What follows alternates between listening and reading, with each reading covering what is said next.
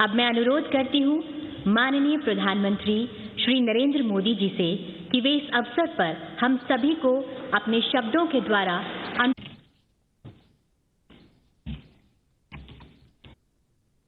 आदरणीय राष्ट्रपति जी,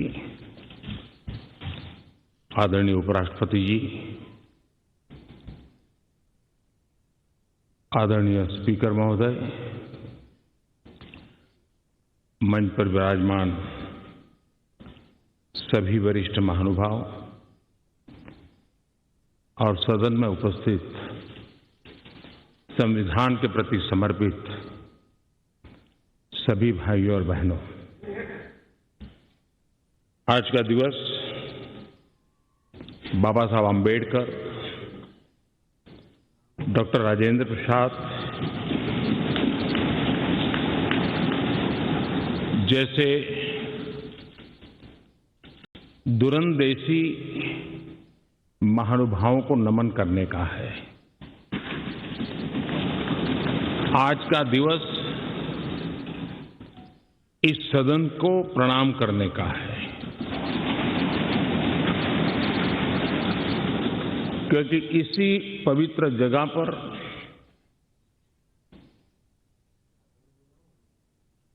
महीनों तक भारत के विद्वज्जनों ने, एक्टिविस्टों ने देश के उज्जवल भविष्य के लिए व्यवस्थाओं को निर्धारित करने के लिए मंथन किया था और उसमें से संविधान रूपी अमृत हमें प्राप्त हुआ है, जिसने आजादी के इतने लंबे कालखंड के बाद हमें यहां पहुंचाया है। आज पूज्य बापू को भी नमन करना है। आजादी की जंग में जिन जिन लोगों ने अपना बलिदान दिया, अपना जीवन खपाया, उन सबको भी नमन करने का यह अवसर है। आज 26/11 हमारे लिए एक ऐसा दुखद दिवस जब देश के दुश्मनों ने देश के भीतर आकर के मुंबई में वह ऐसी आतंकवादी घटना को अंजाम दिया। भारत के संविधान में सूचित देश के सामान्य मानवीय की रक्षा की जिम्मेवारी के तहत अनेक हमारे वीर जवानों ने उन आतंकवादियों से लोहा लेते लेते अपने आप को समर्पित कर दिया, सर्वोच्च बलिदान दिया। मैं आज 26/11 को उन सभी बलिदानियों को भी आदरपूर्वक नमन करता हूं।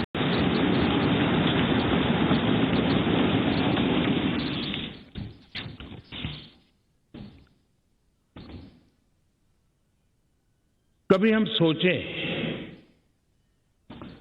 कि आज अगर हमें संविधान निर्माण करने की नौबत होती तो क्या होता। आजादी के आंदोलन की छाया, देशभक्ति का ज्वार, भारत विभाजन की विभीषिका, इन सब के बावजूद भी देश हित सुप्रीम हरेक के हृदय में यही एक मंत्र था। विविधताओं से भरा हुआ देश, अनेक भाषाएं, अनेक बोलियां, अनेक पंथ, अनेक राजे रजवाड़े, इन सब के बावजूद भी संविधान के माध्यम से पूरे देश को एक बंधन में बांध करके आगे बढ़ाने की योजना बनाना, आज के संदर्भ में देखें तो पता नहीं संविधान का एक पेज भी हम पूरा कर पाते, क्योंकि नेशन फर्स्ट कालक्रम से राजनीति ने उस पर इतना प्रभाव पैदा कर दिया है कि देश हित भी कभी कभी पीछे छूट जाता है। ये उन महानुभावों को प्रणाम इसलिए करना चाहूंगा क्योंकि उनके भी अपने विचार होंगे, उनके विचारों की भी धारा होगी, उस धारा में धार भी होगी, लेकिन फिर भी राष्ट्रहित सुप्रीम होने के नाते सबने मिल बैठ करके एक संविधान दिया।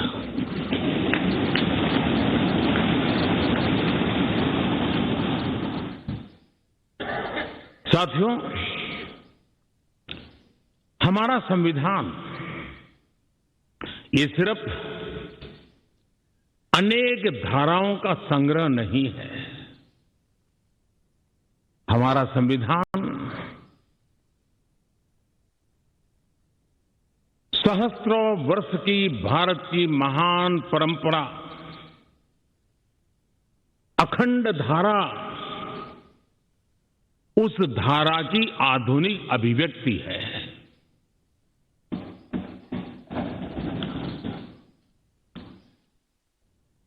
और इसलिए हमारे लिए लेटर एंड स्पिरिट में संविधान के प्रति समर्पण, और जब हम इस संवैधानिक व्यवस्था से जनप्रतिनिधि के रूप में ग्राम पंचायत से लेकर के संसद तक जो भी दायित्व निभाते हैं, हमें संविधान के लेटर एंड स्पिरिट को समर्पित भाव से ही हमें अपने आप को हमेशा सज्ज रखना होगा। और जब ये करते हैं तो संविधान की भावनाओं को कहां चोट पहुंच रही है उसको भी हम नजरअंदाज नहीं कर सकते हैं। और इसलिए इस संविधान दिवस को हमें इसलिए भी मनाना चाहिए कि हम जो कुछ भी कर रहे हैं वो संविधान के प्रकाश में सही है कि गलत है, हमारा रास्ता सही है कि गलत है। हर वर्ष संविधान दिवस बनाकर के हमने अपने आप को मूल्यांकन करना चाहिए। अच्छा होता देश आजाद होने के बाद 26 जनवरी प्रजासत्ताक पर्व की शुरुआत होने के बाद हमें 26 नवंबर को संविधान दिवस के रूप में देश में मनाने की परंपरा बनानी चाहिए थी,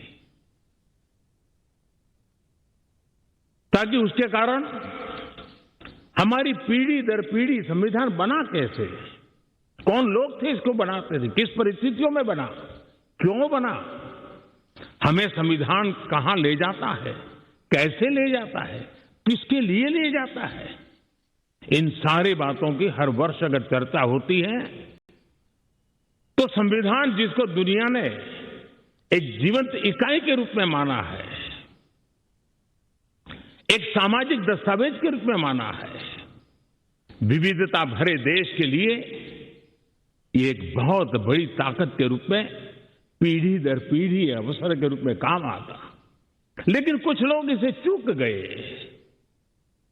लेकिन जब बाबा साहब आंबेडकर के 125वीं जयंती थी, हम सबको लगा कि इससे बड़ा पवित्र अवसर क्या हो सकता है कि बाबा साहब आंबेडकर ने इस देश को जो बहुत बड़ा नजराना दिया है उसको हम हमेशा हमेशा के लिए स्मृति ग्रंथ के रूप में याद करते रहें। और इसी में से, और मुझे याद है जब सदन में इस विषय पर मैं बोल रहा था 2015 में बाबा साहब आंबेडकर की 150वीं जयंती के निमित्त इस काम की घोषणा करते समय, तब भी विरोध आज नहीं हो रहा है, उस दिन भी हुआ था कि 26 नवंबर कहां से ले आए, क्यों कर रहे हो, क्या जरूरत थी। बाबा साहब आम्बेडकर का नाम हो और आपके मन में ये भाव उठे, ये देश अब सुनने के लिए तैयार नहीं है।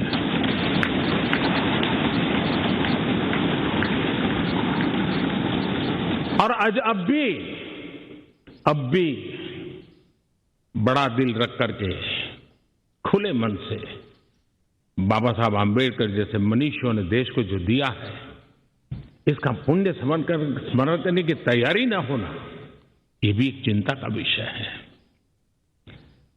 साथियों, भारत एक संवैधानिक लोकतांत्रिक परंपरा है। राजनीतिक दलों का अपना एक अहम महत्व है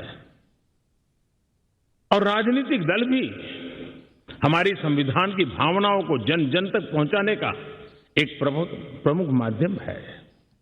लेकिन संविधान की भावना को भी चोट पहुंची है। संविधान के एक एक धारा को भी चोट पहुंची है जब राजनीतिक दल अपने आप में अपना लोकतांत्रिक कैरेक्टर खो देते हैं। जो दल स्वयं लोकतांत्रिक कैरेक्टर खो चुके हो, वो लोकतंत्र की रक्षा कैसे कर सकते हैं।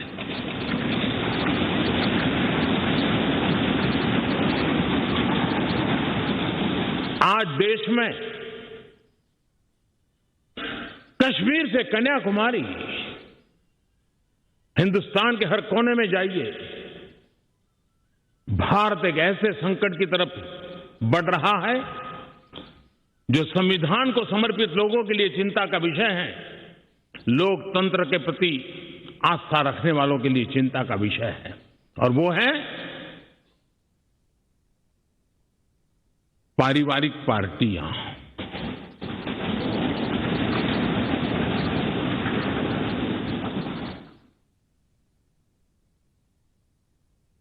राजनीतिक दल, party for the family, party by the family,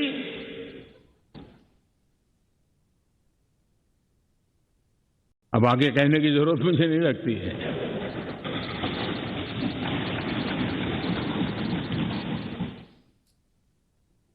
Kashmir से कन्याकुमारी हरी राजनीतिक दलों की तरफ देखिए,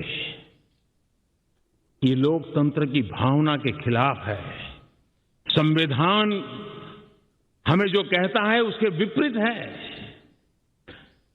और जब मैं ये कहता हूं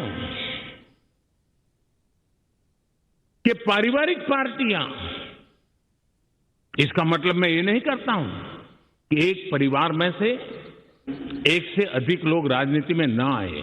जी नहीं, योग्यता के आधार पर जनता के आशीर्वाद से किसी परिवार से एक से अधिक लोग राजनीति में जाएं, इससे पार्टी परिवारवादी नहीं बन जाती है। लेकिन जो पार्टी पीढ़ी दर पीढ़ी एक ही परिवार चलाता रहे, पार्टी की सारी व्यवस्था परिवारों के पास रहे, वो लोकतंत्र, स्वस्थ लोकतंत्र के लिए सबसे बड़ा संकट होता है। और आज संविधान के दिवस पर संविधान में विश्वास करने वाले, संविधान को समझने वाले, संविधान को समर्पित सभी देशवासियों से मैं आग्रह करूंगा कि देश में एक जागरूकता लाने की आवश्यकता है। जापान में एक प्रयोग हुआ था। जापान में देखा गया कि कुछ ही पॉलिटिकल फैमिली ही व्यवस्था में चल रहे हैं, तो किसी ने बीड़ा उठाया था कि वो नागरिकों को तैयार करेंगे और पॉलिटिकल फैमिली के बाहर के लोग निर्णय प्रक्रिया में कैसे आए, और बड़ी सफलतापूर्वक 30-40 साल लगे, लेकिन करना पड़ा। लोकतंत्र को समृद्ध करने के लिए हमें भी हमारे देश में ऐसी चीजों की ओर जाने की आवश्यकता है, चिंता करने की आवश्यकता है, देशवासियों को जगाने की आवश्यकता है। उसी प्रकार से हमारे यहां भ्रष्टाचार, क्या हमारा संविधान भ्रष्टाचार को अनुमति देता है? कानून है, नियम है, सब है। लेकिन चिंता तब होती है कि जब न्यायपालिका ने स्वयं ने किसी को अगर भ्रष्टाचार के लिए घोषित कर दिया हो, भ्रष्टाचार के लिए सजा हो चुकी हो, लेकिन राजनीतिक स्वार्थ के कारण उसका भी महिमा मंडन चलता रहे, भ्रष्टाचार को नजरअंदाज करके सिद्ध हुई हकीकतों के बावजूद भी जब राजनीतिक लाभ के लिए सारी मर्यादाओं को तोड़कर, लोक लाज को तोड़ करके उनके साथ बैठना उठना शुरू हो जाता है, तो देश के नौजवान के मन में लगता है कि अगर इस प्रकार से राजनीति के क्षेत्र में नेतृत्व करने वाले लोग भ्रष्टाचार में डूबे हुए लोगों की प्राण प्रतिष्ठा कर रहे हैं, मतलब उनको भी वो मिलता रास्ता मिल जाता है कि भ्रष्टाचार के रास्ते पर चलना बुरा नहीं है। 2-4 साल के बाद लोग स्वीकार कर लेते हैं कि हमें ऐसी समाज व्यवस्था खड़ी करनी है।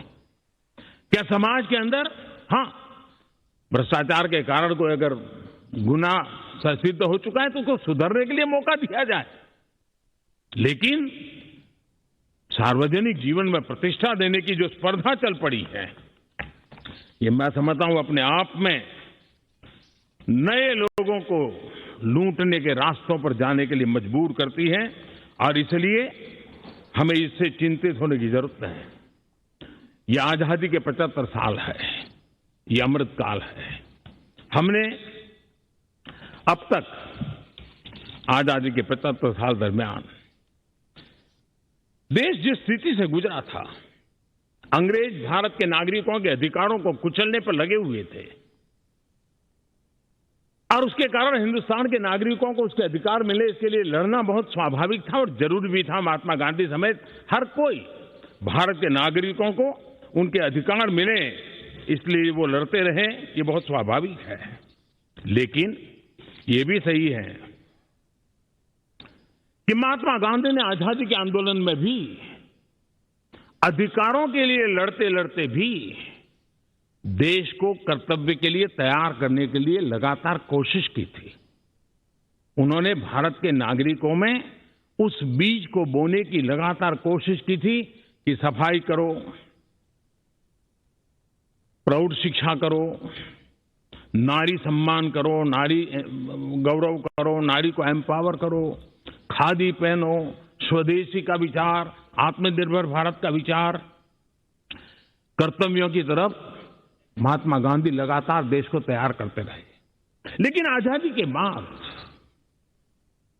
महात्मा गांधी ने जो कर्तव्य के बीज बोए थे, वो आजादी के बाद वटवृक्ष बन जाने चाहिए थे, लेकिन दुर्भाग्य से शासन व्यवस्था ऐसी बनी कि उसने अधिकार अधिकार अधिकार के ही बातें करके लोगों को एक ऐसी अवस्था में रखा कि हम हैं तो आपके अधिकार पूरे होंगे।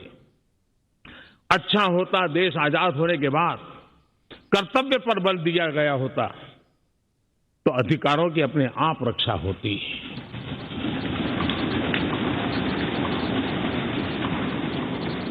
कर्तव्य से दायित्व का बोध होता है, कर्तव्य से समाज के प्रति एक जिम्मेवारी का बोध होता है। अधिकार से कभी कभी एक याचक वृत्ति पैदा होती है कि मुझे मेरा अधिकार मिलना चाहिए, यानी समाज को कुंठित रखने की कोशिश होती है। कर्तव्य के भाव से सामान्य मानवीय के जीवन में एक भाव होता है कि ये मेरा दायित्व है, मुझे इसको निभाना है, मुझे करना है, और जब मैं कर्तव्य का पालन करता हूं तो अपने आप किसी के अधिकार की रक्षा हो जाती है, किसी के अधिकार का सम्मान हो जाता है, किसी के अधिकार का गौरव हो जाता है, और उसके कारण कर्तव्य भी बनते हैं और अधिकार भी चलते हैं और स्वस्थ समाज की रचना होती है। आजादी के अमृत महोत्सव में हमारे लिए बहुत आवश्यक है कि हम कर्तव्यों के माध्यम से अधिकारों की रक्षा करने के रास्ते पर चल पड़े। कर्तव्य का वो पथ है जिसमें अधिकार की गारंटी है, कर्तव्य का वो पथ है जो अधिकार सम्मान के साथ दूसरे को सुपुर्द करता है, उसके हक को दे देता है। और इसलिए आज जब हम संविधान के दिवस को मना रहे हैं, तब हमारे भीतर भी यही भाव निरंतर जगता रहे कि हम कर्तव्य पथ पर चलते रहें। कर्तव्य को जितनी अधिक मात्रा में निष्ठा और तपस्या के साथ हम मनाएंगे, हर किसी के अधिकारों की रक्षा होगी। और आजादी के दीवानों ने जिन सपनों को लेकर के भारत को बनाया था, उन सपनों को पूरा करने का सौभाग्य आज हम लोगों को मिला है। हम लोगों ने मिलकर के उन सपनों को पूरा करने में कोई कसर नहीं छोड़नी चाहिए। मैं फिर एक बार स्पीकर महोदय का इस महत्वपूर्ण अवसर के लिए बहुत बहुत बधाई देता हूं, अभिनंदन करता हूं कि उन्होंने इस कार्यक्रम की रचना की। ये कार्यक्रम किसी सरकार का नहीं था, ये कार्यक्रम किसी राजनीतिक दल का नहीं था, ये कार्यक्रम किसी प्रधानमंत्री ने आयोजित नहीं किया गया था। ये सदन का गौरव होते हैं स्पीकर, सदन का ये स्थान गौरवपूर्ण होता है। स्पीकर की एक गरिमा होती है, बाबा साहब आम्बेडकर की गरिमा होती है, संविधान की अपनी एक गरिमा होती है। हम सब उन महान पुरुषों को प्रार्थना करें कि वो हमें शिक्षा दें, ताकि हम हमेशा स्पीकर पद की गरिमा बनाए रखें, बाबा साहब आम्बेडकर का गौरव बनाए रखें और संविधान का गौरव बनाए रखें। इसी की अपेक्षा के साथ आप सबका बहुत बहुत धन्यवाद।